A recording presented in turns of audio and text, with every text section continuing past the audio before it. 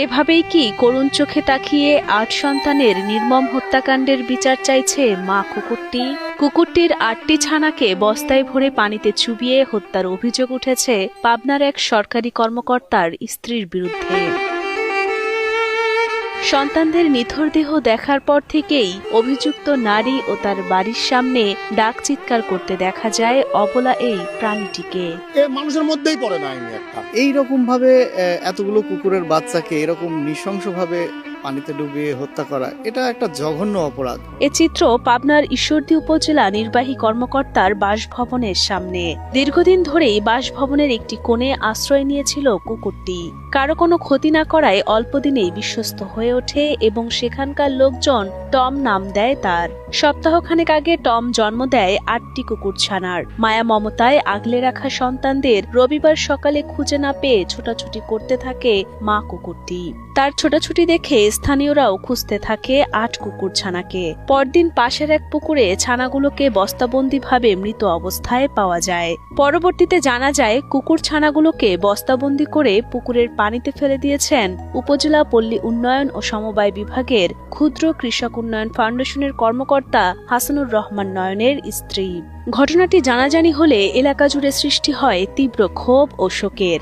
অবলা প্রাণীর প্রতি এমন পৈশাচিক আচরণে হতবাক সবাই। বাচ্চাগুলোকে মারলো বিশাল একটা অপরাধ, ঠিক আছে, এর আমরা কঠোর শাস্তি চাই। প্রাণীর প্রতি বা জীবের প্রতি এরকম অপরাধগুলো বরাবরই পার পেয়ে যায়, আইন থাকলেও তার প্রয়োগ নেই। আমার মনে হয় এই আইনের প্রয়োগ এই ক্ষেত্রে ঘটানো উচিত, যেন সেটা দেখে সাধারণ মানুষের মধ্যে সচেতনতা বৃদ্ধি পায়। সন্তানদের নিথর দেহ দেখার পর থেকেই অভিযুক্তের বাড়ির সামনে ডাক চিৎকার করতে দেখা যায় মা কুকুরটিকে। যেন এভাবেই অবলা প্রাণীটি চাইছে সন্তান হত্যার বিচার। এদিকে অভিযুক্ত হাসানুর রহমান নয়নের স্ত্রী কুকুর ছানাগুলোকে বস্তায় ভরার কথা স্বীকার করলেও এমন পৈশাচিক আচরণের পুরো দায়ভার চাপান এক দুধওয়ালার উপর।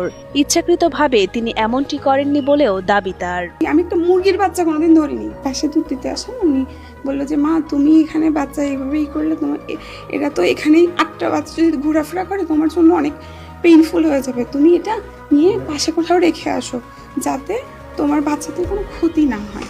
তো আমি তখন বললাম যে ঠিক আছে, তাহলে আপনি এগুলো একটু কষ্ট করে যদি ব্যাগে উঠায় দিতে পারেন আমি একটু সাইডে দিয়ে দিই। এখন এটা আমাকে ব্লেম করা হচ্ছে যে আমি ফেলে দিচ্ছি। সোমবার দুপুরে কুকুরের ছানাগুলোকে উপজেলা নির্বাহী কর্মকর্তার বাসভবনের পাশে মাটির নিচে পুঁতে রাখেন উপজেলা অফিসের কর্মচারীরা। এ বিষয়ে পাবনার ঈশ্বরদী উপজেলার শীর্ষ কর্মকর্তা মোহাম্মদ মনিরুজ্জামান জানান, ইতোমধ্যেই কোয়ার্টার ও ক্যাম্পাস থেকে অভিযুক্তের স্বামী হাসানুর রহমান নয়নকে অপসারণ করা হয়েছে।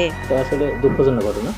তো এটা যখন গতকালকে আমরা জানার পরে আমরা তাৎক্ষণিকভাবে এর জন্য যে দায়ী ব্যক্তি একজন অফিসারের স্ত্রী তার বিরুদ্ধে ব্যবস্থা নেওয়া বলতে আমাদের কোয়ার্টার থেকে তাকে অপসারণ করা হয়েছে এবং ক্যাম্পাস থেকেও অপসারণ করা হয়েছে।